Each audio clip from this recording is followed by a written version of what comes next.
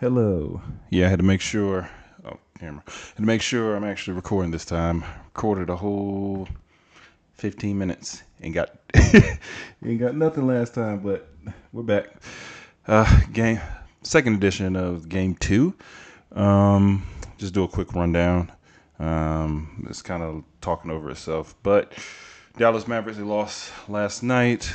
Again, 105-98. Again, for the second game in a row, Kyrie did not play well. Again, Jason Tatum did not play well. So something's going to have to change. I saw a stat earlier that Drew is definitely winning the matchup. Drew's shooting a higher percentage than Kyrie, everything. And Kyrie, looks like Kyrie can't even get by him when he's playing on him or Jaylen Brown. So that's going to be an issue because if Luka's offensively has to do so much and can't get any help, because let's look at some of these stats.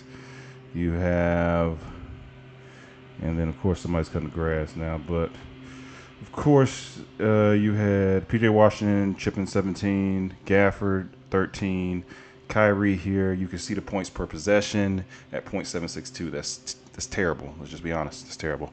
And Kyrie's better. Kyrie's better than that. Shooting 38%, 39% for the game. Can't really have that. Luka has 32 points, efficient, 57% from the floor. The points per possession. If you watched the earlier videos, you'll realize that it has to do with turnovers. Luka had 8 turnovers today. A lot in the last game, you would realize because Luka does this slow, fast break, which is his pace. But in doing that, Boston has realized they can just run up behind him. And I'm not sure if his teammates, usually we had, say, Wolf or something to indicate that somebody's behind us. So I'm not sure how loud it is in the arena. I know playoff games do typically get, and this is the finals, pretty loud. So you might maybe not hear it, but yeah, they're coming, and that's how he's getting those turnovers. And then those leads to fast breaks because now they have numbers because they're facing that way. You already have Luka going this way. People in the post not ready for Luka to get ripped. So then it becomes 2-on-1, 3-on-1 fast break. And that's almost an automatic bucket, especially if Jaylen Brown's down that court. But yeah, the role players, actually looking at the stats on the starters, the role players played better than they did game one, other than Kyrie. And don't want to call Kyrie a role player because he's more than just a role player, but he just has to play. He just has to play better. On Boston's side, best offensive player tonight was Drew Holiday. You can make a case he probably is best on the defensive side as well. He and Derek White really are. It seems like they're the engine for the team, to be honest with you, because if they play well, the team has no choice but to play well. Even if Jason Tatum is struggling, according to this, Jason Tatum on a points per possession value was the worst player on the floor, and that was even with 12 assists, he had 9 rebounds, almost had triple double. And what the good thing is that I do like just seeing his stats, even though Drew Holiday was amazing, 1.7. Unheard of. Well, I won't say unheard of. It's just a great game. Let's just put it like that. Great game. Let me see what his game score actually was.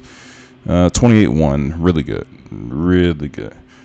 But 1.7 is amazing. 0.66, as we mentioned earlier, Kyrie was at 0.7, and I said that was terrible. 0.6 is worse than that. So it just kind of indicates what type of game Jason Tatum had offensively. But as long as he stays engaged, it looks like Boston's role players and Jaylen Brown can help him. Talking about Jaylen, .913 points per possession, solid. Of course, he could play better, but it's not terrible. Was efficient from the floor, 8 for 15 from the floor. Did what he needed to do. What probably brought that down when I'm looking at it now, he had 6 turnovers in the game, 7 assists, 6 turnovers. And Jaylen Brown, I just come to grips. He is going to turn the ball over, but he does enough on both ends of the floor to make up for that. Derek White, another good game, solid, 6 for 15 from the floor, 18 points. Let me see how many threes he made today. 4 for 10 from 3, so he's just 40% all around. 4 for 10 from 3. Drew was 2 for 4. Yeah, so. Yeah, and then Al Horford came in, gave him some solid minutes. But KP again, if I remember right, I'm gonna skip over them right quick. KP comes in 23 minutes, 12 points, 4 for 7 from the floor. Yeah, and then when you just look at this, Peyton Pritchard, because he hit one shot and 2 assists. But when you look at it, 1.3, and you start really understanding, because one, especially from your bench guys, is pretty good as a point per possession value. Their bench gave you 0.56, which is terrible. And partly because Maxi Kleber didn't do much, 0 for 4.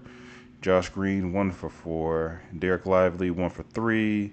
Dante Exum did go 1 for 1, but in 10 minutes of game time. The thing I suggested is I think we should, not we, but the Mavs should get Jaden Hardy in the game. Give him some more run. Because Josh Green's not really giving you much offensively, and then defensively, he's not. I don't think he's giving you anything defensively, to be honest with you. And at least Jaden Hardy, when I statted him before the series started, offensively he's okay, but defensively he's actually giving you some pretty good numbers, efficiency metrics. So Maxi should play better. Hopefully he does play better. Because he was really efficient on both ends of the floor before this series. But I think they should get Jaden Hardy in the game, and then it gives you extra guy that can actually handle the ball. Because Josh Green's not necessarily comfortable with the ball. Jaden Hardy is, though. I know you have Dante Exum, but Dante Exum not really that scorer that you need.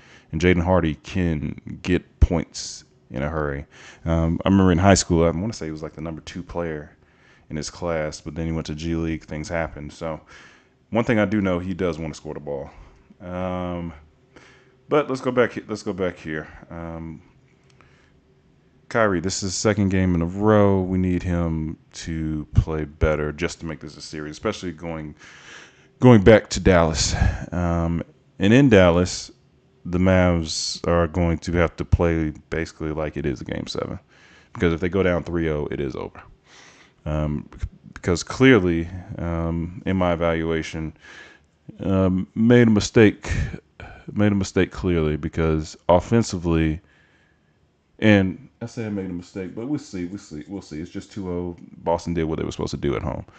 But it's looking like right now I made a mistake. And the reason being is without Kyrie scoring, I can't, well, not necessarily him scoring, him being efficient, because he's typically a 50, 40, 90 guy. In the playoffs, let's just say he's a 45, let's say he's a 45, 35, 85 guy. I don't even know if he's doing that right now. So, yeah, they need Kyrie to be better, because the role players did step up. The bench could play better, but that's not their job. And Kyrie has to know that. Luka just has to watch out for for people taking the ball from behind him, because they keep doing it to him. And Boston, honestly, with Boston, if Jason Tatum ever shows up, they'll win the next game by 20. Just because Jason Tatum has been so bad offensively, if they get anything near efficient night from him, it's going to be a 20-point blowout. Even if Kyrie would have to go crazy, because Luka's going to be similar to what he is today. Probably less turnovers, but he's going to be pretty much similar. But if Jason Tatum basically can double, not necessarily double, but get to like one on the points per possession value chart, yeah, that means he's probably going to be, instead of 6 for 22, it'll probably be 10 for 22 or 11 for 22. Yeah, and that's 5 more shots right there. So, yeah, so I will say Dallas is going to have to play their butts off next game to make sure it doesn't go to 3-0. And also to do that so I can get more basketball, because I hate short series. Let's go to Cleveland Glass real quick. Okay. So looking at is this the game? Okay. Possessions, Dallas actually led in possessions, but points per possession, Boston led, which makes sense now. Okay. Actually, let me refresh just to make sure that's right. Okay. Turnovers, the percentage, Dallas had more. Effective field goal, Dallas actually was better than Boston, but it didn't look like neither one of them was really good. Offensive rebounds, actually, Dallas was better. Free throw rate, Boston was better. And the thing is, one thing we noticed coming into the series, Boston does not foul that much. They're actually, I think, number one in the league as far as fouling the least. Shots at the rim, Boston, that's always good. 34% of the shots are at the rim, and then most of them are from three. That's what we realized. Most of Dallas shot is from mid range, and it looks like they shoot a lot of long twos because this one is in the 91st percentile, 91th percentile, 91st percentile. Might need to change that. But if that's who they've been, they can't really change it. But honestly, I think if Kyrie hits shots, then that just changes the series altogether.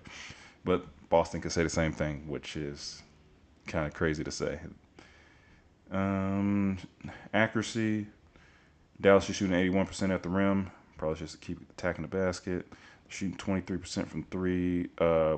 This game, 23% from three, 24%, which is not good for either team. And that's the other thing. If I come back here on the Celtics side of things, let me combine both of these. Let's go to the Celtics real quick. And I know Dallas didn't shoot good from three either, but the Celtics, this is what they do. They shoot threes. They shot 10 for 39 from three. I don't think that's going to happen again. There's a very good case that this number could jump to, let's just say they shoot 43s, where they can make 15 threes and then I think 15 for 40 is 40%, which is another thing that that Mavericks have to worry about. Now the Mavericks themselves shot 6 for 26, which is terrible. And I want to say there's some help because Luka, I feel, was the only one that shot well from three, 44%. Everybody else, PJ was 1 for 4. X made his 1 3. Did nobody else make a three? Nobody else made a three. So that's not, especially, that's not going to help you win against the Celtics if you're not going to be efficient. So those are a few things that just looking at. And as far as I keep saying Kyrie because I really thought since he had been here multiple times already, he would understand the moment and be able to get his shot when he wants. But the problem is he doesn't look like he can get by Drew. And other thing is Boston, basically that team has been here, other than Porzingis, has been to a finals, and Drew has won the finals. So Drew understands. So is Kyrie, but it's not the understanding for both teams is not all the way there because Kyrie, out of the main players, the only one I believe on this roster that has actually made a finals before. I'm not sure about Markieff. I'm not sure if it was Markieff or Marcus on those Heat teams. But everybody else on this roster, other than Kyrie, has not been to a finals before. So they don't understand the moment. Now, Luka, it doesn't seem to matter with him, to be honest, because game 1, game 2, Luka's good. It seems like his team is just not coming along with him right now. And now if they can get everybody going, game 3 should be interesting.